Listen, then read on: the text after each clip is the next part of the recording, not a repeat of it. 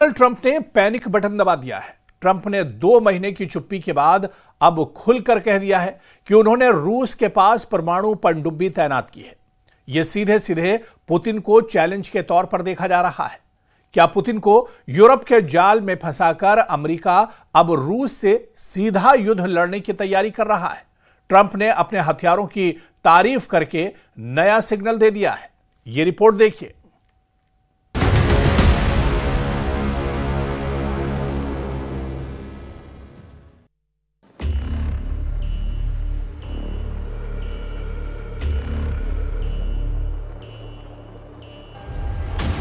Срочное поручено разбор данных космического целеуказания.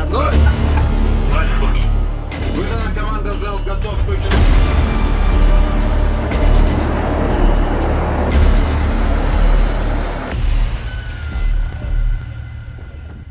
ये है पुतिन की यासिन क्लास की परमाणु पनडुब्बी और ये है पुतिन की ऑस्कर क्लास की पनडुब्बी। दोनों न्यूक्लियर सबमरीन हैं। दोनों डोनाल्ड ट्रंप की उस धमकी का जवाब देने के लिए तैयार जो उन्होंने पुतिन को दी है। दोनों सबमरीन के कमांडर टारगेट सेट करते हैं। ऑर्डर जारी किया जाता है कि दुश्मन को पूरी तरह तबाह कर दो। इसके बाद पूरा क्रू हरकत में आ जाता है क्योंकि मिसाइल लॉन्च होने को तैयार है।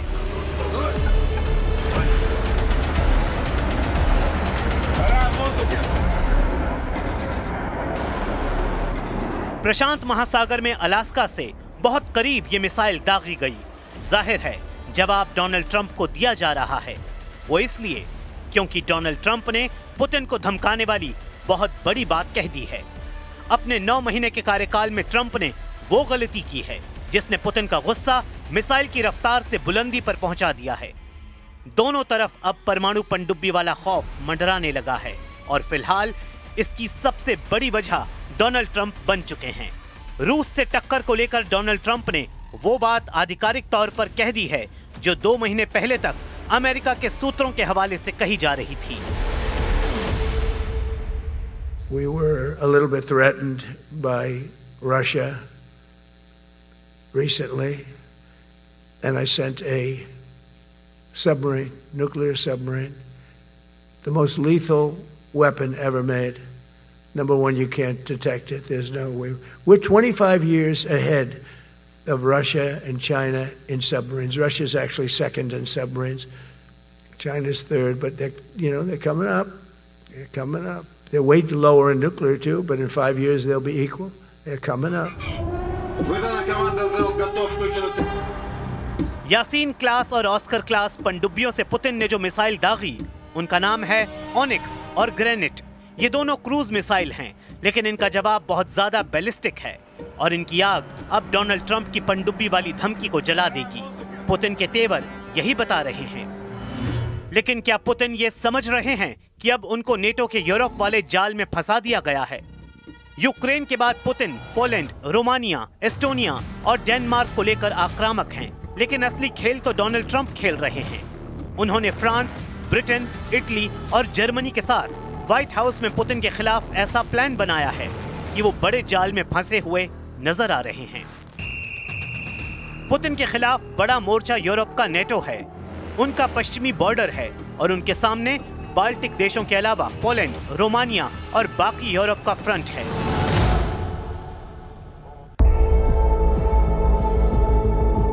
जाहिर है कि 3.5 साल के युद्ध में पुतिन ने जितनी ताकत यूक्रेन में लगाई है, उन्हें उससे कई गुना ज्यादा ताकत नेटो से लड़ने में लगानी होगी और उससे भी ज्यादा हथियार उन्हें अमेरिका से मुकाबले के लिए चाहिए होंगे। ऐसे में पुतिन को डराने के लिए डोनाल्ड ट्रंप ने रूस के सामने पनडुब्बी तैनात करके अपना एजेंडा जाहिर कर दिया है। ट्रंप बार-बार बता रहे हैं कि उनके पास ऐसे हथियार हैं जिनका मुकाबला न रूस कर सकता है न ही चीन। We make the best equipment in the world, but they got to make it faster. We have orders for the F-35. We have orders for everything. The new F-47. We have orders for everything. They got to make it faster, a lot faster. Ammunition they have to make faster.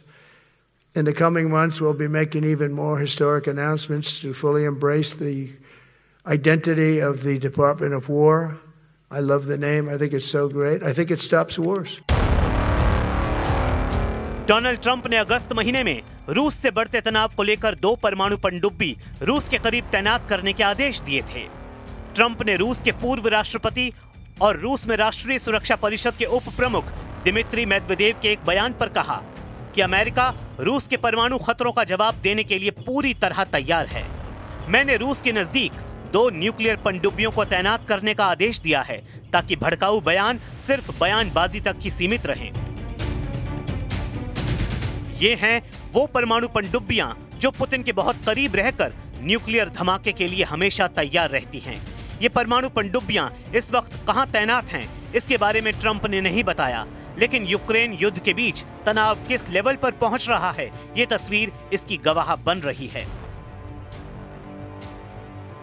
ये America की Ohio class की पनडुब्बी है, जिसे 24 Trident ICBM यानी intercontinental ballistic missile fire की जा सकती हैं।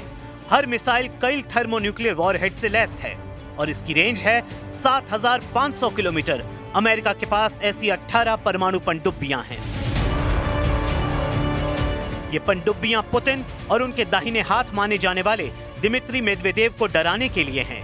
मेदवेदेव रूस के राष्ट्रपति भी रह चुके हैं और अब रूस में राष्ट्रीय सुरक्षा परिषद के उप प्रमुख हैं।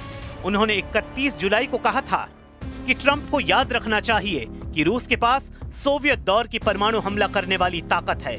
मेदवेदेव की इसी बात ने ट्रंप को आग बबूला कर दिया है।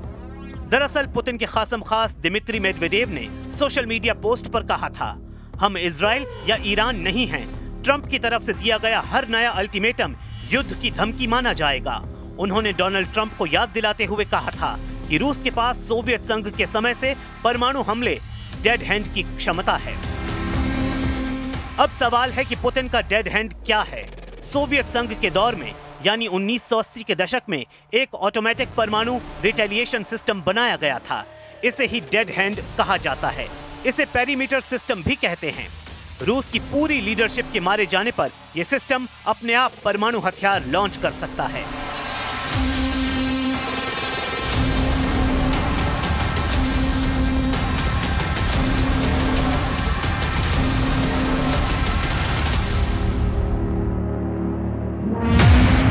ये सिस्टम अब भी एक्टिव स्टैंड बाय मोड में माना जाता है। मतलब अगर अमेरिका ने रूस पर हमला किया और रूस के नेता मारे गए, तब भी ये सिस्टम अमेरिका पर हमला कर देगा।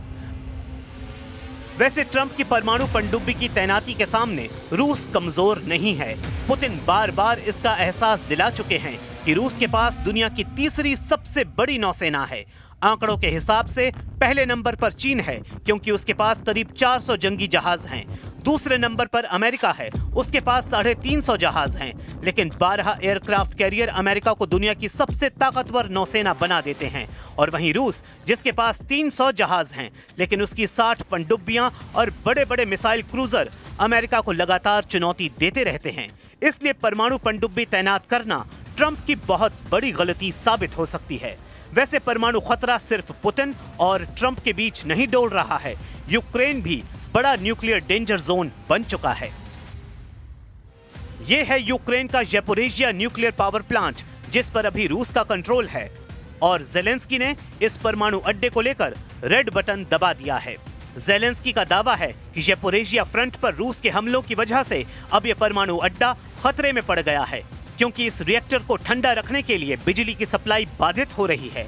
और अगर ऐसा जारी रहा तो ज़ैपोरिज़िया में बड़ी परमाणु त्रासदी हो सकती है। Вже 7-й день, і раніше, до речі, не було такого аварійна ситуація на Запорізькій атомній станції. Ситуація критична. Через російські обстріли станція відключена від живлення, від електромережі. Забезпечується електрикою від дизель-генераторів. Це надзвичайно. Генератори і станція не розраховані на таке і ніколи не працювали в такому режимі так довго. І вже у нас є інформація, що один з генераторів вийшов. ज़ेलेंस्की का डर जायज है, लेकिन इस युद्ध में ज़ैपोरिज़िया में कई बार बड़ा परमाणु हादसा होते होते बचा है। ज़ैपोरिज़िया ही नहीं, यूक्रेन के बाकी फ्रंट भी पुतिन की आग झेल रहे हैं। पुतिन ने यूक्रेन पर हमला करके बता दिया है कि अब वो नेटो तोड़ युद्ध की शुरुआत कर चुके हैं। यूक्रेन में पुतिन के हर हमले की तस्वीर बता रही है रूस का एजेंडा अब ट्रंप के ख्वाब तोड़ देगा। चौथे साल में चल रहे युद्ध में पुतिन अब यूक्रेन को आगे बिल्कुल भी बख्शना नहीं चाहते। हर हमले के साथ उनकी फायर पावर लगातार बढ़ती जा रही है और यूक्रेन में अब तक 12,000 से ज्यादा लोगों का खून बहा चुकी है। यूक्रेन के हर बड़े शहर को पुतिन की मिसाइल और कामिकाजे ड्रोन दहला रहे हैं और इन्हें रोकना अब ज़ेलेंस्की और नेटो दोनों के बस की बाहर की बात हो चुकी है। We do not want to see a continuation of this dangerous pattern by Russia, intentional or not. But we stand ready and willing to continue to defend every inch of Allied territory. इसमें कोई शक नहीं कि Trump की नई धमकी Putin का mood बिगाड़ चुकी है।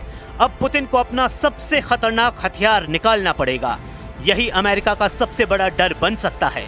अगर पुतिन को यूक्रेन से आगे का युद्ध लड़ना है और नेटो के साथ अमेरिका को पस्त करना है तो समझ लीजिए कि दुनिया के सामने अब परमाणु युद्ध का खतरा मंडराने लगा है।